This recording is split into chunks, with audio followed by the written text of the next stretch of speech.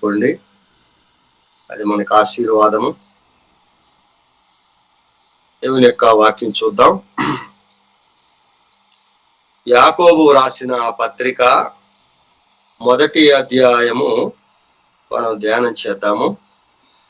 యాకోబు రాసిన పత్రిక 1వ అధ్యాయము 19వ వచనం నుంచి కొన్ని వచనాలు మనం చదువుకుందాము. సహోదరులారా, మీరు సంగతి ఎరుగుదురు గనుక ప్రతి మనుషుడు వినుటకు వేగిరపడువాడును, మాటలాడుటకు నిదానించువాడును, కోపించుటకు నిదానించువాడునై ఉండవలెను. ఎందుకనగా నరుని కోపము దేవుని నీతిని నెరవేర్చదు. అందుచేత సమస్త కల్మషమును, విర్రవీగుచున్న దుష్టత్వమును మాని లోపల నాటబడి మీ ఆత్మలను రక్షించుటకు శక్తిగల వాక్యమును సాత్వికముతో అంగీకరించుడి. మీరు వినువారు మాత్రమై ఉండి మిమ్మును మీరు మోసపుచ్చుకొనకుండా వాక్య ప్రకారము ప్రవర్తించువారునై ఉండుడి. ఎవడైనను వాక్యమును వినువాడై ఉండి దాని ప్రకారము ప్రవర్తింపని వాడైతే వాడు అద్దములో తన సహజ ముఖమును చూచుకొను మనుషుని పోలి ఉన్నాడు. వాడు తన్ను చూచుకొని అవతలికి పోయి తానెట్టివాడో వెంటనే మరిచిపోవును గదా. ప్రార్థన చేద్దాం. మా ప్రియ తండ్రి, మహోన్నతుడానికి స్తోత్రాలు. ఉదయకాల సమయమందు మా ప్రభా మీ పవిత్ర పాద సన్నిధిలో చేరి మిమ్మల్ని ఆరాధించుటకు, స్తుతించుటకు మా ప్రభా నీ పరిశుద్ధ లేఖనాలు మా ప్రభు ధ్యానం చేయడానికి నాయన మీరు మమ్మల్ని అనుమతించినందుకై మీకు స్తోత్రాలు. మా ప్రియ ప్రభు నాయన మా నిమిత్తమై మా ప్రభు ఆ కలువరి శిలువలో పొందినటువంటి నాయన శ్రమలను బట్టి, గాయములను బట్టి మేము జ్ఞాపకం చేసుకుంటున్నాము. ఆ ప్రభు మా తండ్రి నాయన మాకు ఇచ్చినటువంటి ఈ రక్షణ భాగ్యమును బట్టి మీకు స్తోత్రాలు. ఎంతో మందికి లేనటువంటి భాగ్యము మా ప్రభు మాకు ఇచ్చారు. అయ్యా నీకే స్తోత్రములు. ఈ పాదాలు పట్టుకుని మా తండ్రి కృతజ్ఞతాస్తుతులు చెల్లిస్తున్నాము. ఎన్నిక లేని మమ్ములను మా ప్రభా నాగున ప్రేమించి మా తండ్రి మీ పవిత్రమైన సన్నిధి, నీ యొక్క జీవము గల వాక్యము వినడానికి మా తండ్రి ఈ ఉదయకాల సమయమందు మా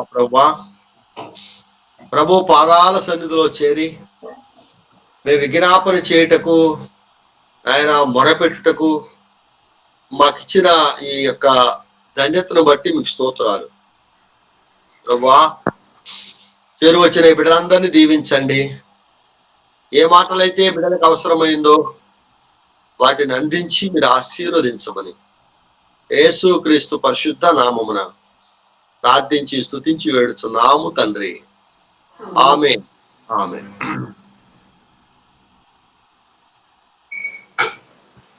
పిల్లారా, ఈ యొక్క యాకోబు రాసిన పత్రికలో 1వ అధ్యాయము 19వ వచనం నుంచి మనం ఇక్కడ చదువుకున్నాము. 19వ వచనం నుంచి 24వ వచనం వరకు మనం చదివాము. ఈ వచనాల్లో చాలా చక్కని శ్రేష్టమైన మాటలు మనం జ్ఞాపకం చేసుకుంటున్నాము. ఏమంటున్నాడు 19వ వచనంలో? పిల్లారా, ఈ సంగతి ఎరుగుదురు, ప్రతి మనుష్యుడు వినుటకు వేగిర పడవలను, మాటలాడుటకు నిదానించవలను, కోపించుటకు నిదానించవలని ఉండవలను. లేఖనాల్లో మనం గమనించుటకు వినుటకు వేగిరపడువాడు, వినుటకు వేగిర పడాలంట, పరిగెత్తాలి. వాక్యం వినడానికి ఆసక్తి కలిగి ఆశతో వాక్యము కొరకు మనం ఎదురు చూడాలి, వేగిరపడాలి అంటున్నాడు. ఎందుకంటే దేవుని యొక్క వాక్యము ఎవరి ద్వారా ప్రవచింపబడినా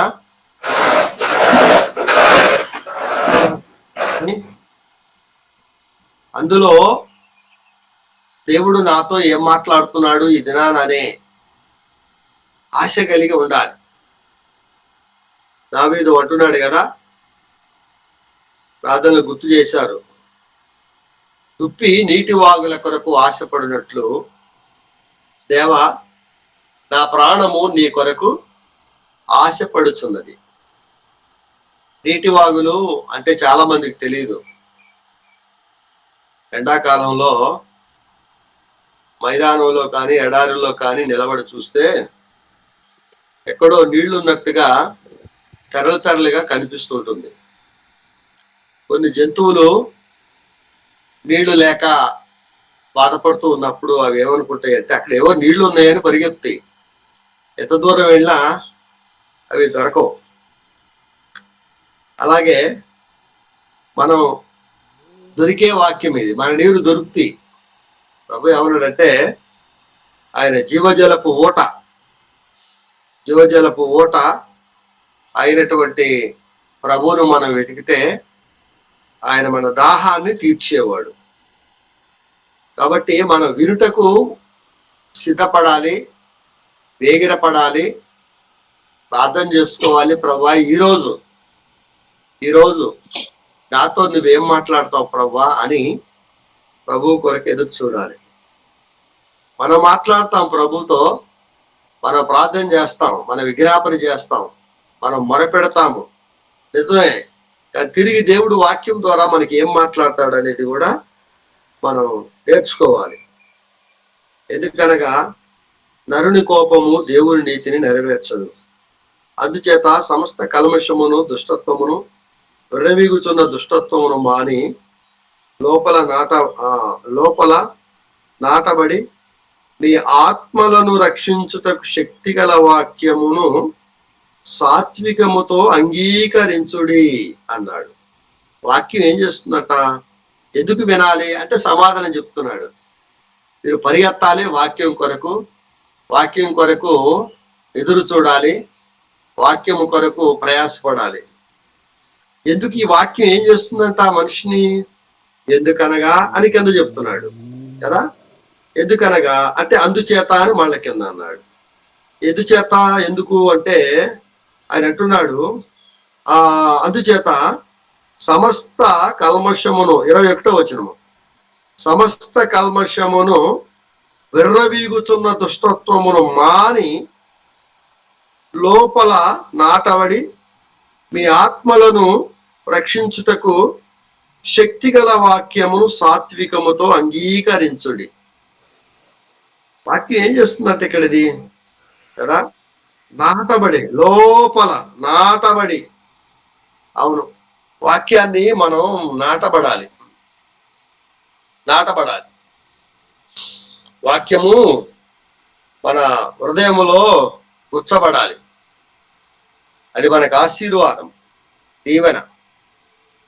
దేవుని యొక్క వాక్యాన్ని మన హృదయములో నాటబడినప్పుడు మనం వంగుతాం, లోబడతాం, దేవునికి లోబడతాం, దేవునికి దాసులు అవుతాం. వాక్యానికి మనం ఎదురు చెబితే, వాక్యాన్ని త్రోసివేస్తే దేవుని దగ్గర నుంచి ఇదిగో ఇవి వస్తాయి. ఏమొస్తాయంట? వాక్యానికి దూరంగా ఉంటే సమస్తమైన కల్మషమును విర్రవీగుచున్న దుష్టత్వము ఇవి ఉంటాయి. వాక్యము వినట్లేదు అంటే, వాక్యములకు లోబడట్లేదు మానవుడు అంటే ఏముంది? ఆ 3 మాటలు చెప్తున్నాడు. ఏముంది అని లోపల కదా ఆయన చక్కగా చెప్తున్నాడు. సమస్త కల్మషమును నెంబర్ 1, నెంబర్ 2 దుష్టత్వము కదా. అవును, ఇవి ఉన్నాయి. దుష్టత్వం, విర్రవీగే స్వభావము కదా, అహంభావము, అహంకారము, ఇవి లోపల ఉంటాయి. అందుచేత వాక్యానికి దూరంగా ఉంటారు. నువ్వు వాక్యం వింటే అవి మానుకుంటాయి, అవన్నీ పోతాయి. అది గుచ్చబడాలి, లోపల నాటబడాలి. హృదయములో వాక్యమును నాటబడిన అనుభవం కలిగి ఉండాలి. అది మనకు ఆశీర్వాదం. ఈ మధ్య ఎక్కడో చెప్పాను, రోజు అక్కడెక్కడ చెప్తుంటే మర్చిపోతుంటాను. దేవుని యొక్క వాక్యాన్ని మొన్న ఆదివారం కూడా నేను గుర్తు చేశాను. దేవుని యొక్క వాక్యంలో మనం గమనించినప్పుడు దైవ గ్రంథంలో ప్రభు చెప్పాడు చక్కగా, ఒక దాసుని గురించి చెప్పాడు. ఏం చెప్పాడు దాసుని గురించి? ద్వితీయోపదేశ కాండంలో ఆ మాటలు మనం చూస్తే, ఒక దాసునికి ఇలా చెప్పాడు. ఏమన్నంటే, ఒక యజమాని దగ్గర దాసుడుగా పనిచేయాలనుకున్నప్పుడు వాడు ఏం చేయాలంట? యజమాని తలుపు దగ్గరికి వెళ్ళాలి. యజమాని తలుపు దగ్గరికి వెళ్ళి అతని చెవికి తలుపుకు పెట్టాలి. తలుపుకు పెట్టి ఏం చేయాలంట? ఆ తలుపు చెవికి పెట్టి గుర్చబడాలి అన్నాడు. గుర్చబడాలి. దేనితో గుర్చబడాలంట? దేవుని కదురుతో అతని చెవి గుర్చబడేదిగా ఉండాలి. అప్పుడు ఏమవుతుంది? వాడు దాసుడు అవుతాడు. దాసుడు. సంఖ్యాకాండము ఒక మాట చూద్దాం. సంఖ్యాకాండము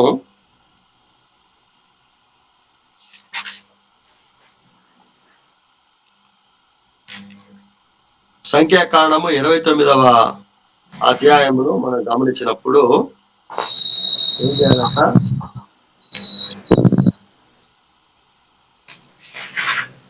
బలి అర్పించిన క్రమములు చెప్తూ ఆయన చక్కని మాట చెప్పాడు. దేవుని యొక్క వాక్యంలో 29వ అధ్యాయము, దేవుని యొక్క వాక్యములో చూడండి, 29వ అధ్యాయము 7వ వచనం చూడండి. 7వ వచనం. ఈ 7వ నెల 10వ దినమున మీరు పరిశుద్ధ సంఘముగా కూడవలెను. అప్పుడు మిమ్మల్ని మీరు దుఃఖపరుచుకొనవలెను. ఏ పని చేయకూడదు. ప్రాయశ్చిత్తము కలుగుటకై పాప పరిహార్థ బలియు, నిత్యమైన దహన బలియు, దాని నైవేద్యమును, వాటి పానార్పణము గాక మీరు ఒక కోడి దూడను, ఒక పొట్టేలును, ఏడాదివైన 7 గొర్రె పిల్లలను యెహోవాకు ఇంపైన సువాసన గల దహన బలిగా అర్పించవలెను. అవి మీకున్న వాటిలో నిర్దోషమైనవై ఉండవలెను.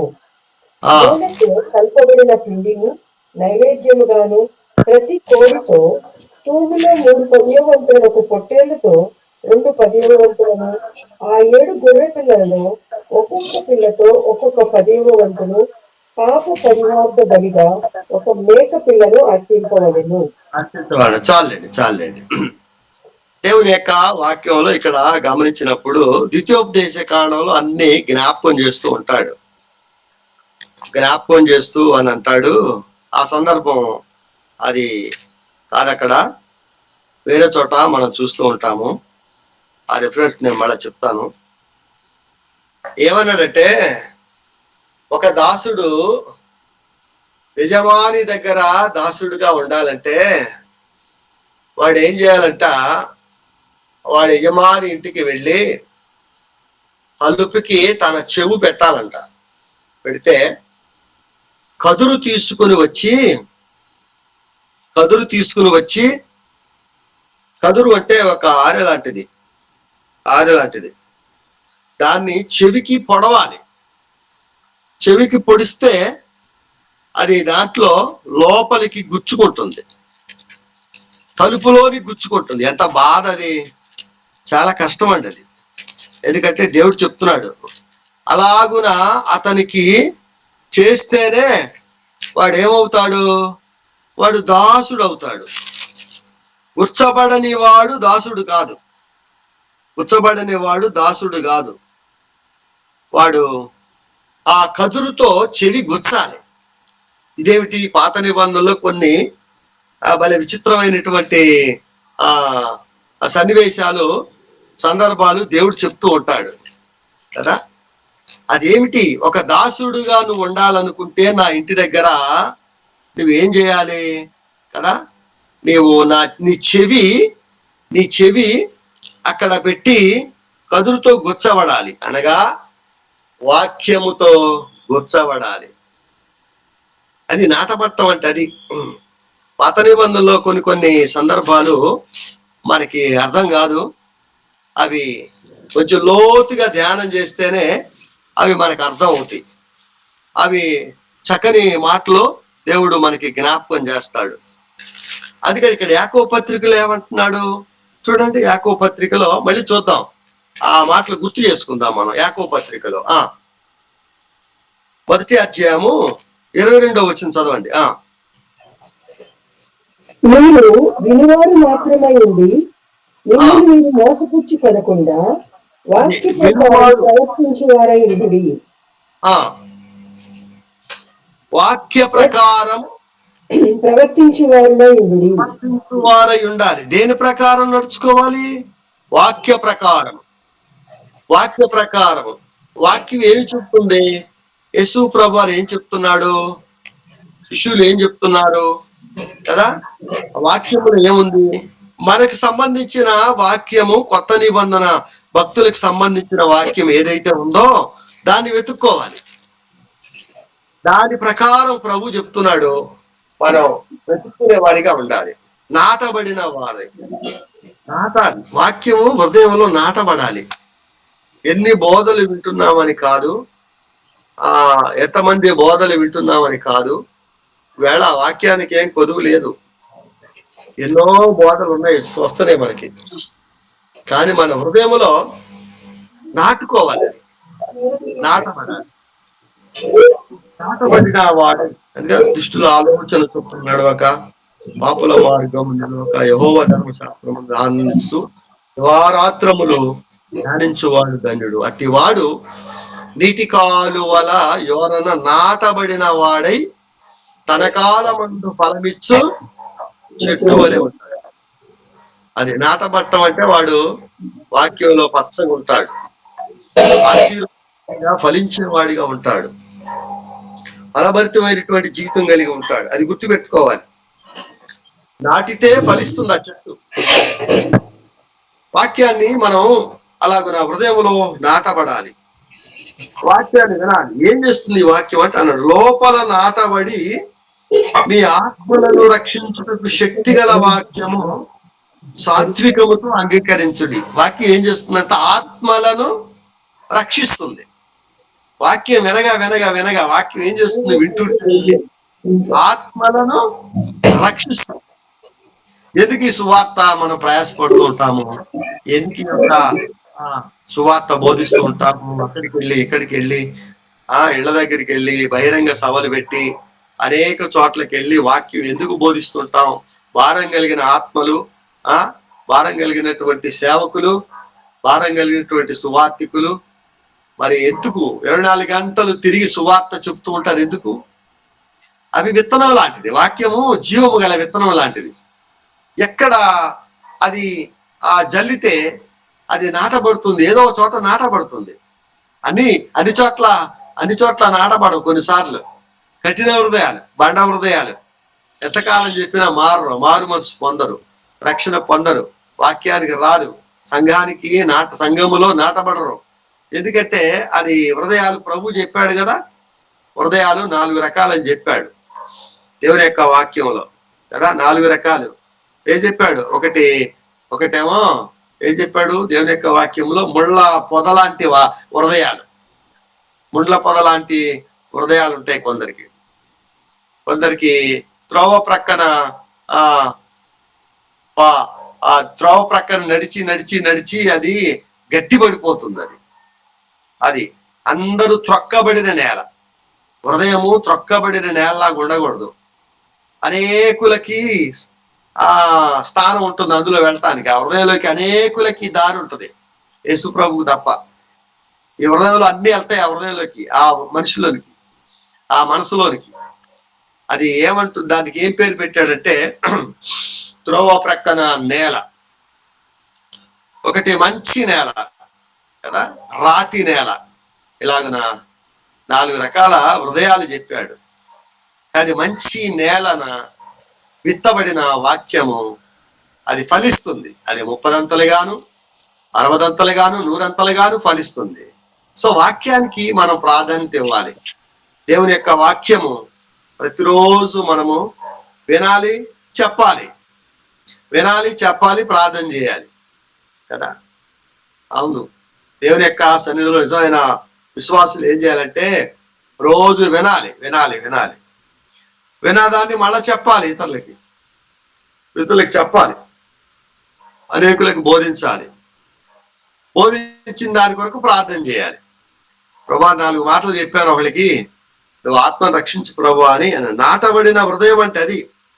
నాటబడిన వాక్యము మీ ఆత్మలను రక్షించుటకు శక్తిగల వాక్యము. సాత్వికముతో అంగీకరించుడి. సాత్వికముతో అంగీకరించాలి, వాక్యాన్ని అంగీకరించాలి కదా. చాలా మంది వాక్యాన్ని వేళ అంగీకరించట్ల. అన్యజనుల సంగతి వదిలేయండి. అన్యజనులు ఎడితిరిగి వాక్యమును తోసేస్తున్నారు, వినట్లేదు, రక్షణలోనికి రావట్లేదు. వాళ్ళు కొంతమంది అయితే ప్రభు నమ్ముకుంటున్నారు, రక్షణ పొందుతున్నారు, మరి దేవుని సన్నిధికి వస్తున్నారు. కాబట్టి నాటబడిన హృదయం, మీరు వినువారు మాత్రమై ఉండి మిమ్మల్ని మీరు మోసపుచ్చుకొనొద్దు, వాక్య ప్రకారము ప్రవర్తించు వారునయ్యుండు. విన్నటువంటి వారు ఏం చేయాలంట? వాక్య ప్రకారము ప్రవర్తించు వారునై ఉండాలి. అపోస్తుల వాక్యం చెప్తే హృదయములలో నొచ్చుకున్నారంట. హృదయములో నొచ్చుకొని మారు మనసు పొందిరి అంటున్నాడు. అక్కడ రక్షణ పొందిరి, అక్కడ ఆ వాక్యం చూడండి. దేవుని యొక్క వాక్యంలో నాకు గుర్తొస్తుంది ఆ మాట. అపోస్తుల కార్యం చూడండి. అపోస్తుల కార్యం ఒకసారి చదువుదాం ఆ మాట. అపోస్తుల కార్యములో ఆ 1వ అధ్యాయంలోనే ఆ మాట ఉంటుంది. అపోస్తులు సువార్త బోధించారంట. బోధిస్తూ ఉండగా ఏం జరిగింది? వాళ్ళకి హృదయాల్లో నొచ్చుకున్నారట, బాధ కలిగింది. వాక్యం వింటే బాధ కలుగుతుంది, వాక్యం వింటే వేదన కలుగుతుంది. చూడండి, ఒకసారి చూద్దాం. 1వ అధ్యాయంలో మనం చూద్దాం. అపోస్తుల కార్యము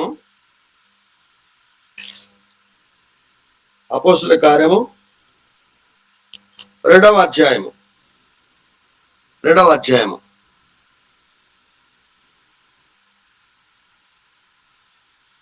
చూసారా? 2వ అధ్యాయము 37వ వచనం చదవండి అన్న. 2:37. వారు ఈ మాట విని హృదయములో నొచ్చుకొని, సహోదరులారా మేమేమి చేతుమని పేతురును కడమ అపస్తులను అడగగా, పేతురు, మీరు మారు మనసు పొంది పాప క్షమాపణ నిమిత్తము ప్రతివాడు యేసుక్రీస్తు నామమున బాప్తిస్మము పొందుడి, అప్పుడు మీరు పరిశుద్ధాత్మ అను వరము పొందుదురు. చాలు. ఇక్కడ మంచి మాటలు గుర్తు పెట్టుకోండి.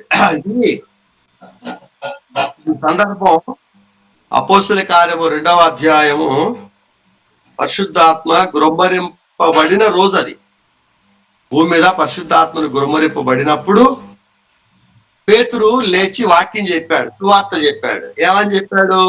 యేసుక్రీస్తు ఆయన చనిపోయాడు మీ పాపాల కొరకే, ఆయన రక్తం చిందించాడు, ఆయన చనిపోయి సమాధి చేయబడి 3వ దినమని లేచాడు. ఆ లేచినటువంటి ప్రభువు ఇప్పుడు పరిశుద్ధాత్మను కుమరించాడు భూమి మీద. తండ్రి కుమార పరిశుద్ధాత్ముడు మనకి ప్రత్యక్షం అయ్యాడని బోధ చేసినప్పుడు, నిన్నటిదాకా వాక్యమును వ్యతిరేకించినటువంటి వారు, క్రీస్తును తోసివేసినటువంటి వారు, క్రీస్తు ప్రభువుని వారు నిర్లక్ష్యం చేసినటువంటి వాళ్ళందరూ కూడా ఈ పరిశుద్ధాత్మ గుమ్మరించిన రోజున ఒక మహాద్భుతం జరిగింది. అది అయిపోయింది. అది ఆ రోజున అనేక మంది వాక్యం విన్నారు. ఇక వాక్యం తట్టు తిరుగుతున్నారు. అపోస్తులు ఏం చెబుతారా అని వింటూ ఉన్నప్పుడు అసువార్త ప్రకటిస్తూ ఉండగా, అక్కడ ఈ సువార్త ప్రకటిస్తూ ఉండగా 36 కూడా చూడండి. మీరు సిలువ వేసిన 36, మీరు సిలువ వేసిన యేసును దేవుడు ప్రభువుగాను క్రీస్తుగాను నియమించెను. ఇది ఇశ్రాయేలు వంశమంతయు రూఢిగా తెలుసుకొనవలెనని చెప్పాడు. వారు ఈ మాట విని హృదయములలో నొచ్చుకొని. చాలు చాలు చాలు. అంటే నొచ్చుకోవడం అంటే ఏంటంటే మనం ఎంత నిర్లక్ష్యం చేశాం వాక్యం అంటే, ప్రభువుని మనం తోసివేశాం, ప్రభువుని అవమానపరిచాము, ప్రభువుని హేళన చేశాము, అన్యాయంగా సిలువేశామని కొందరు ఏం చేశారంట, వాళ్ళు హృదయంలో నొచ్చుకున్నారు. వాక్యానికి కదా హృదయము హృదయము గుచ్చబడాలి, హృదయములో వేదన కలగాలి. అయ్యో ఈ వాక్యమునకు నేను వ్యతిరేకంగా జీవిస్తున్నానే అనే బాధ కలగాలి. అందుకని పేతురు అవన్నీ జ్ఞాపకం చేస్తూ అంటున్నాడు అనమాట. ఏమంటున్నాడు 23వ వచనంలో, ఎవడైనాను వాక్యము 23 చూద్దాం. 23 ఎవడైనను వాక్యమును వినువాడయుండి దాని ప్రకారము ప్రవర్తింపని వాడైతే వాడు అద్దములో తన సహజ ముఖమును చూచుకుని మనిషిని పోలి ఉన్నాడు. వాడు తన్ను చూచుకొని అవతలికి పోయి తానెట్టివాడో మరిచిపోవును.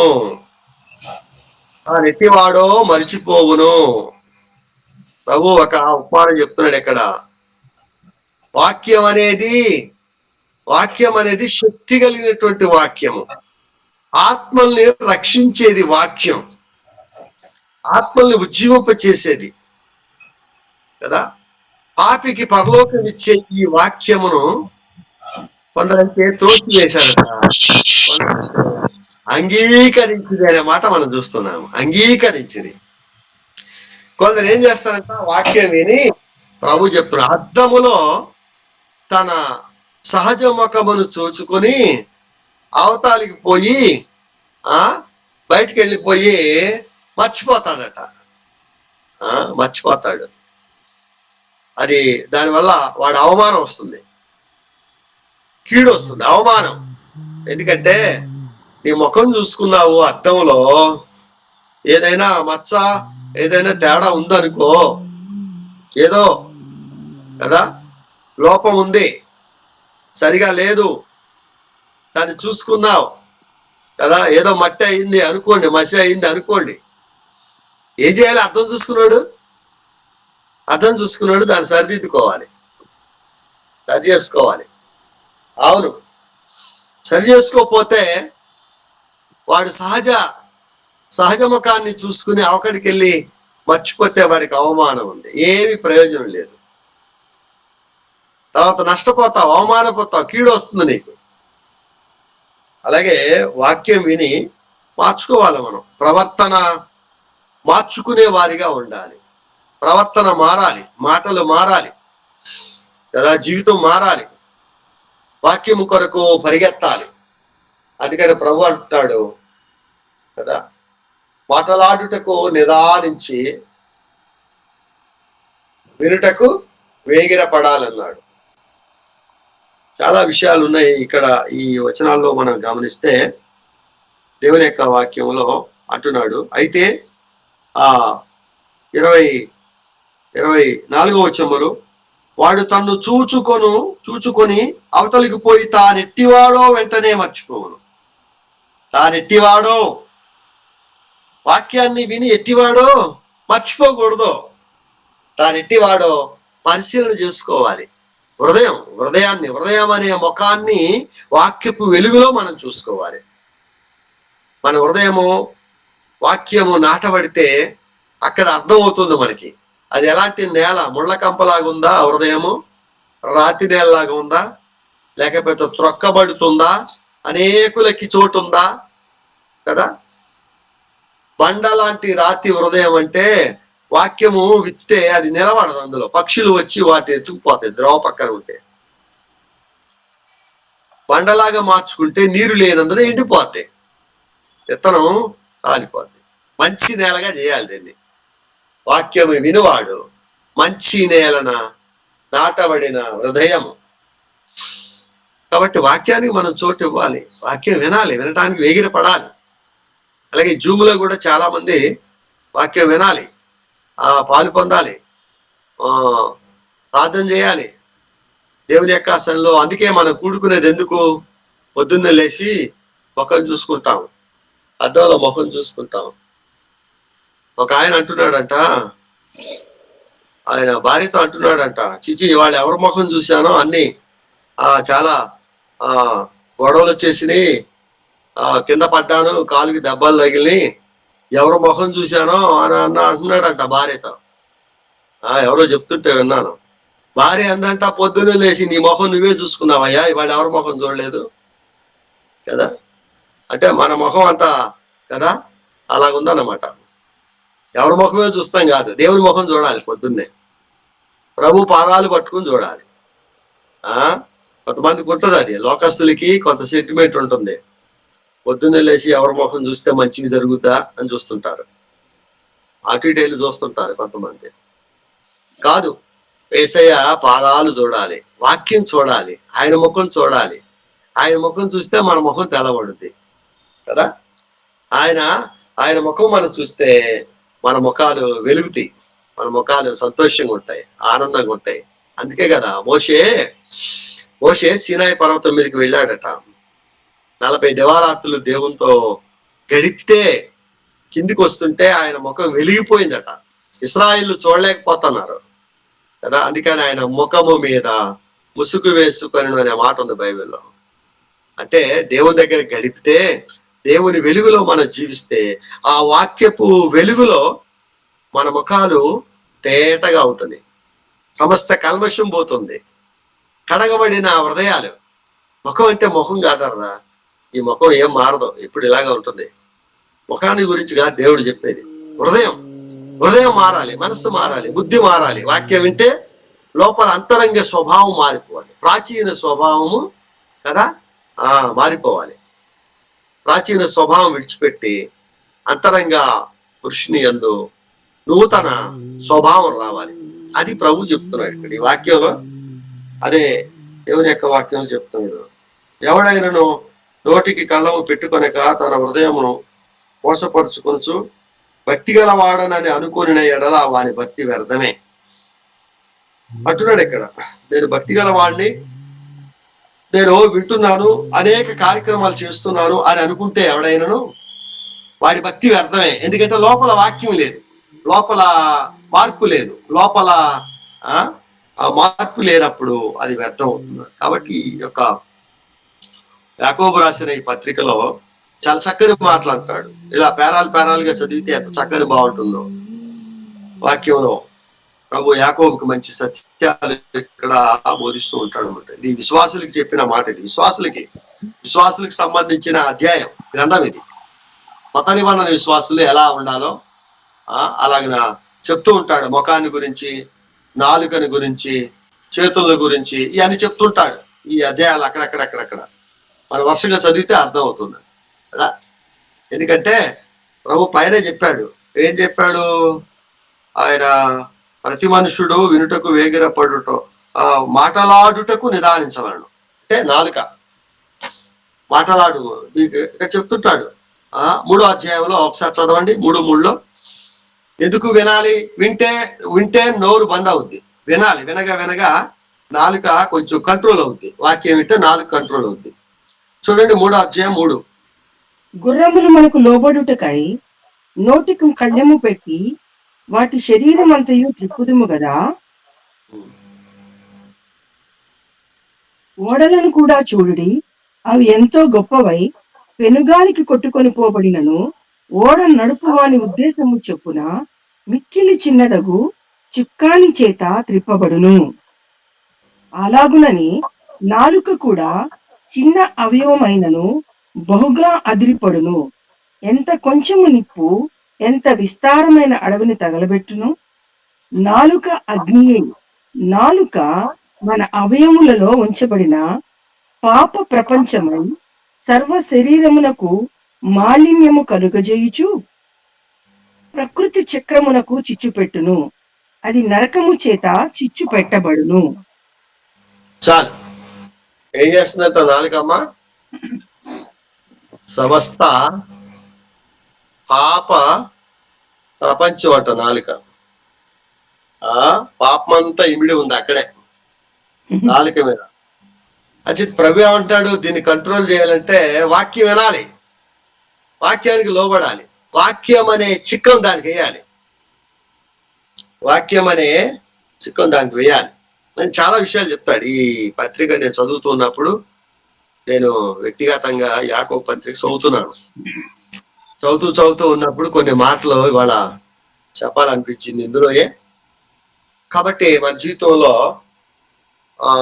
వాక్యమును మన హృదయంలో నాటబడి దాచుకొని దాన్ని విడిచిపెట్టడం కాదు, మర్చిపోవడం కాదు, అద్దం చూసుకుని పక్కకి వెళ్ళినట్టుగా ఉండకూడదు. సరిదిద్దుకోవాలి, సరి చేసుకుంటే అది మనకి ఆశీర్వాదం. అనగా మన ప్రవర్తన, మన మాటలు, మన యొక్క నోరు అది మారాలి. మారితే నీకు ఆశీర్వాదం, దీవెన.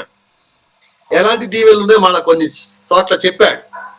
కాబట్టి అలాగే మన వాక్యానికి లోబడి ముందుకు సాగుదాం. దేవుడి మాటలు దీవించిన గాక.